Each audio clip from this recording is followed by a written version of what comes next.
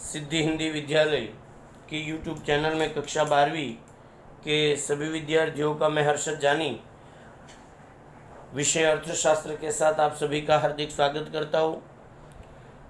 विषय का वीडियो पसंद आए लाइक सब्सक्राइब और शेयर करना ना भूलें। विषय की शुरुआत करूँ उससे पहले सुंदर सा सुविचार कि भरोसा भगवान पर है तो जो लिखा है तकदीर में वही पाओगे।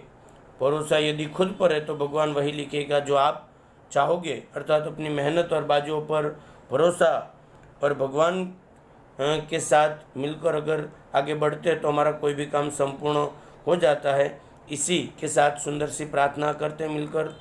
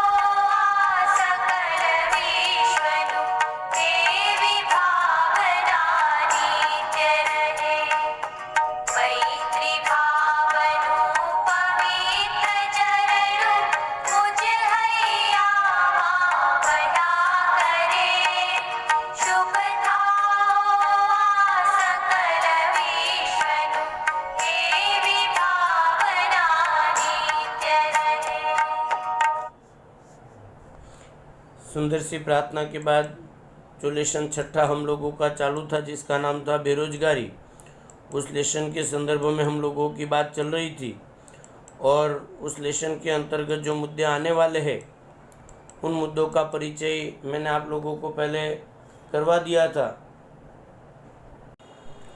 जो मुद्दे आने वाले हैं बेरोजगारी का अर्थ, बेरोजगारी के प्रकार, जो 3 प्रकार आने वाले वो भी देख लिए थे। उसके बाद हमारा मुद्दा चल रहा है बेरोजगारी उत्पन्न होने के पीछे कारण। तो उसमें हमने 3 कारण देख लिए थे। एक, जनसंख्या वृद्धि का ऊंचा दर देखा था।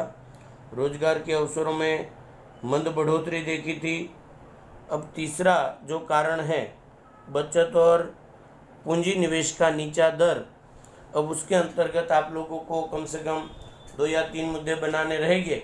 तो पहला मुद्दा जो आप लोगों का बनता है वो वाक्य प्रयोग के भारत में आयोजन के वर्षों में राष्ट्रीय आय की वृद्धि हुई लेकिन साथ साथ जनसंख्या में वृद्धि का दर भी ऊंचा रहा, जिसकी वजह से प्रति व्यक्ति आय में राष्ट्रीय आय की तुलना में नीचे रही। तो दर बढ़ोतरी हुई, मतलब वाक्य प्रयोग पहले आप करिएगा कि भाई देश में बचत और पूंजी निवेश का दर नीचा होने की वजह से देश में बेकारी बढ़ी। और ये जो मुद्दा मैंने पढ़ा ये उसका कारण है कि भाई बचत और पूंजी निवेश का नीचा दर क्यों रहा। तो यहाँ से इसका कारण चालू होता है कि भाई देश के अंतर्गत राष्ट्रीय आय में तो वृद्धि हुई लेकिन साथ में जनसंख्या का दर भी ऊंचा रहा। और उसकी असर क्या हुई सर, तो कि इसकी वजह से प्रति व्यक्ति आय और राष्ट्रीय आय की तुलना के नीचे दर पर बढ़ोतरी हुई। मतलब बढ़ी तो सही लेकिन नीचे दर से।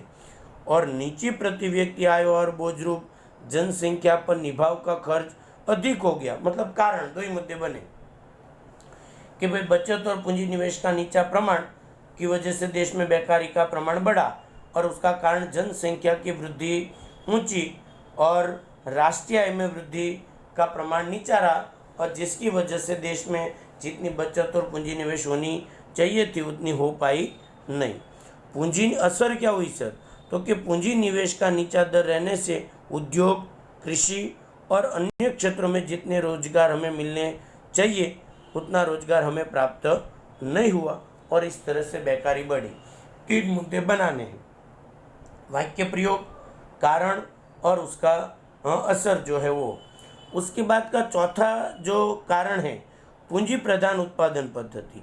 तो पहले तो आप लोग वाक्य प्रयोग कर लीजिएगा कि भारत में पूंजी प्रधान उत्पादन पद्धति बेरोजगारी के पीछे का प्रमुख कारण माना जाता है। अब उसमें देखें तो कि भारत में पूंजी की कमी है जबकि श्रम विपुल प्रमाण है। कारण, दूसरा कारण मतलब पहला वाक्य प्रयोग के पूंजी प्रधान उत्पादन पद्धति बेकारी के पीछे का प्रमुख कारण है। कैसे सर? तो उसका कारण है कि भारत श्रमिकों का देश है और ऐसे में अगर मानो कि बड़े बड़े उद्योग या तो पूंजी प्रधान उद्योग लगाए जाएंगे तो देश में पर्याप्त रोजगार उत्पन्न नहीं होंगे। ऐसी परिस्थिति में बेरोजगारी की समस्या को हल करने के लिए हमें पूंजी प्रधान नहीं बल्कि कौन सी पद्धति? श्रम प्रधान। मतलब दो मुद्दे, एक वाक्य प्रयोग के भारत में पूंजी प्रधान उत्पादन पद्धति देश में बेकारी के पीछे का प्रमुख कारण है, और दूसरा कि क्योंकि भारत में श्रमिकों की संख्या अधिक है इसलिए भारत में पूंजी प्रधान उत्पादन पद्धति उचित नहीं है, इसलिए भारत को कौन सी पद्धति अपनानी चाहिए? श्रम प्रधान उत्पादन पद्धति अनुकूल मानी जाती है। आगे का, भारत में विशेष रूप से द्वितीय पंचवर्षीय योजना से बड़े और आधारभूत उद्योग, ये नीति कब अपनाई पूंजी प्रधान उत्पादन पद्धति? तो कि दूसरी पंचवर्षीय योजना में भारत ने पूंजी प्रधान उत्पादन पद्धति का उपयोग चालू किया और श्रम प्रधान उत्पादन पद्धति को कम महत्व दिया। और कृषि और औद्योगिक क्षेत्र में अधिक यंत्रीकरण, मतलब कारण चल रहा है। तीसरा मुद्दा कि भाई कृषि और उद्योगों के क्षेत्र में अधिक यंत्र आ गए, यांत्रिकरण का मतलब होता है यंत्र आ गए, और जिसकी वजह से रोजगार के अवसर अत्यंत मंद हो गए। मतलब एक यंत्र आने से जो 10 श्रमिकों को रोजगार मिलता था वो कम हो गया। इस प्रकार 3 मुद्दे आप लोगों के इनफ है। और चौथा मुद्दा जो आप लोगों को कौन कौन से क्षेत्र में पूंजी प्रधान उत्पादन पद्धति अपनाई, तो उसमें लिखना है रेलवे, सिंचाई, रास्ते का निर्माण कार्य, राज्य के सार्वजनिक यंत्रों में सब जगह पे पूंजी प्रधान उत्पादन पद्धति आ गई, मतलब उद्योग आ गए, और जिसकी वजह से देश के श्रमिकों को जो रोजगार मिलना चाहिए वो रोजगार नहीं मिला। बेरोजगारी के लिए जो समिति रची गई थी, कौन? वेंकटरामन समिति और भगवती समिति, उन्होंने भी कहा है कि भारत में अविवेकपूर्ण रूप से जो यंत्र का उपयोग हुआ है वो देश के लिए भविष्य में हानिकारक रहेगा। अर्थात इसके मुद्दे पुनः आपको बता दूं, पहला वाक्य प्रयोग, दूसरा क्यों, तीसरा कब, चौथा उसकी असर क्या हुआ, पांचवा कौन कौन से क्षेत्र और उसका विरोध किसने किया। ये 5-6 मुद्दे लिखने के बाद लास्ट में आपको निष्कर्ष लिखना है कि इस प्रकार पूंजी प्रधान उत्पादन पद्धति का उपयोग देश के लिए बेकारी के पीछे का प्रमुख कारण माना जाता है। उसके बाद व्यावसायिक शिक्षा का नीचा स्तर। तो व्यावसायिक शिक्षा का नीचा स्तर, उसमें पहले वाक्य प्रयोग लिखो कि भारत में व्यावसायिक शिक्षा का नीचा स्तर भी बेरोजगारी के पीछे का प्रमुख कारण माना जाता है। उसके लिए कारण कि भाई इसका कारण क्या है, तो क्षति युक्त शिक्षा प्रणाली, मतलब भारत की जो एजुकेशन सिस्टम है वो बहुत सारी कमियों वाली थी, और उसी कमियों की वजह से हमने किताबों का ज्ञान तो बच्चों को दे दिया, लेकिन बच्चा 12वीं पास होने के बाद भी व्यवहारिक ज्ञान जो व्यवसाय में उसको होना चाहिए वो हम दे पाए नहीं, जिसकी वजह से बेकारी देश में बढ़ी। मतलब 2 मुद्दे हुए, एक व्यावसायिक शिक्षा का नीचा स्तर बेकारी के पीछे का प्रमुख कारण है वाक्य प्रयोग, और दूसरा उसके पीछे प्रमुख कारण कौन, तो कि क्षति युक्त शिक्षा प्रणाली या एजुकेशन सिस्टम। देश में प्रत्येक क्षेत्र में बदलती कार्य पद्धति के अनुरूप अपने आप को ढाल सके ऐसे श्रमिक तैयार करने में हम लोग सफल नहीं हुए। मतलब उसकी असर क्या हुई कि तीसरा मुद्दा, पहला वाक्य प्रयोग, दूसरा कारण, तीसरा असर। असर क्या हुई कि देश को वर्तमान समय के साथ साथ जैसे जैसे श्रमिक चाहिए वैसे वैसे श्रमिकों का हम निर्माण नहीं कर सके। आर्थिक विकास के दर को ऊपर ले जाने के उद्देश्य से हमने उद्योग में, कृषि में, अन्य क्षेत्रों में टेक्नोलॉजी और यंत्रीकरण अपना लिया। दूसरा जो कारण था वो कि हमने जैसे जैसे देश आगे बढ़ाना था तो कृषि में, उद्योग में और अन्य क्षेत्रों में टेक्नोलॉजी का उपयोग तो बढ़ा दिया, लेकिन वो टेक्नोलॉजी का उपयोग हम शिक्षा के अंतर्गत या तो इस पद्धति के अनुरूप टेक्नोलॉजी का ज्ञान रखने वाले जो तालीम प्राप्त श्रमिकों की हमें आवश्यकता पड़ी, लेकिन हमारी जो शिक्षा पद्धति थी वो तालीम युक्त श्रमिकों का निर्माण नहीं कर सकी। इन शॉर्ट 4 मुद्दे हुए, एक वाक्य प्रयोग, दूसरा कारण, तीसरा उसकी असर, और चौथा कौन कौन से क्षेत्र, और 5वां मुद्दा आप लोगों को बनाना है तो अपना आप लिख सकते हो। उसकी असर क्या हुई कि शिक्षा प्राप्त करने के बाद भी व्यक्ति को रोजगार प्राप्त कर सके इतनी भी व्यावसायिक क्षमता उसमें नहीं आई, और उसकी वजह से देश में जो बेरोजगारी का प्रमाण था वो बेरोजगारी का प्रमाण बढ़ गया। इस प्रकार 5 मुद्दे आप लोगों को इसके अंतर्गत 4 मुद्दे बनते तो भी कोई फर्क पड़ता नहीं है। नंबर 6, मानव शक्ति के आयोजन का अभाव। तो क्या होता है उसमें सर?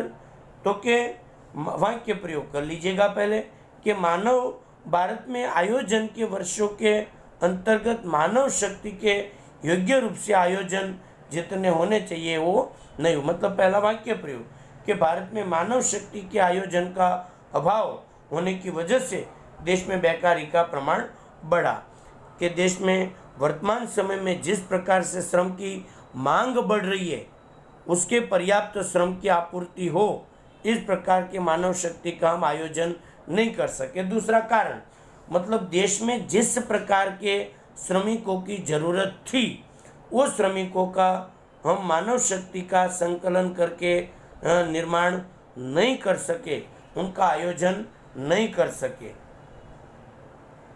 उसमें आगे लिखना है, निर्माण करने की आवश्यकता महसूस नहीं किया गया। देश के आर्थिक विकास में कितना और किस प्रकार के मानव श्रम की जरूरत है यह आयोजन करना था। कौन कौन सा आयोजन, कि देश में किस प्रकार का कितना विकास, किस इसका निश्चित अंदाज लगाए बिना हमने शिक्षा का व्याप बढ़ाता ही गया, बढ़ाता, मतलब हमने शिक्षा का प्रमाण तो बढ़ा दिया लेकिन मानव शक्ति के आयोजन का अभाव रहा, और उसकी असर क्या हुई। तीसरा मुद्दा के परिणाम स्वरूप प्रति वर्ष लाखों युवा शिक्षित होकर या तो डिग्री प्राप्त करने के बावजूद भी बेकारों का प्रमाण बढ़ता गया।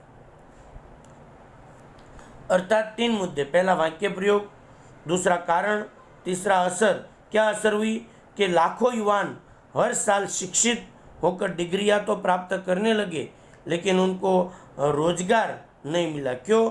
क्योंकि उनके अनुरूप ज्ञान, तालीम या शिक्षा के अभाव की वजह से देश में या तो मानव शक्ति के आयोजन के अभाव की वजह से इस प्रकार की परिस्थिति हुई। रोजगार या विकास के अपर्याप्त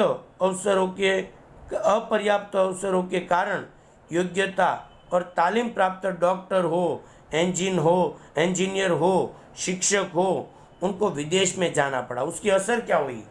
पहला वाक्य प्रयोग, दूसरा कारण, तीसरा स्थिति और चौथा उसकी असर। अर्थात भारत का शिक्षा धन भारत में शिक्षा प्राप्त करने के बाद विदेश में चला गया, जिसको अंग्रेजी में ड्रेन ऑफ गोल्ड कहा जाता। मतलब भारत की संपत्ति विदेशों में चली गई, उसको ड्रेन ऑफ ब्रेन अथवा ड्रेन ऑफ गोल्ड जैसा नाम भी दिया जाता है। लास्ट में इसका निष्कर्ष। इस प्रकार 4-5 मुद्दे आप लोगों को मानव शक्ति के आयोजन में बनाने रहेंगे। यदि वीडियो अंत तक देखने के लिए धन्यवाद। वीडियो पसंद आए लाइक सब्सक्राइब शेयर करिएगा। वीडियो से रिलेटेड कोई भी जानकारी लेनी हो तो मैं हर्षद जानी 9825581539 नंबर पर संपर्क करके आप मेरा संपर्क कर सकते हैं। बहुत बहुत धन्यवाद। जय हिंद, जय भारत, वंदे मातरम।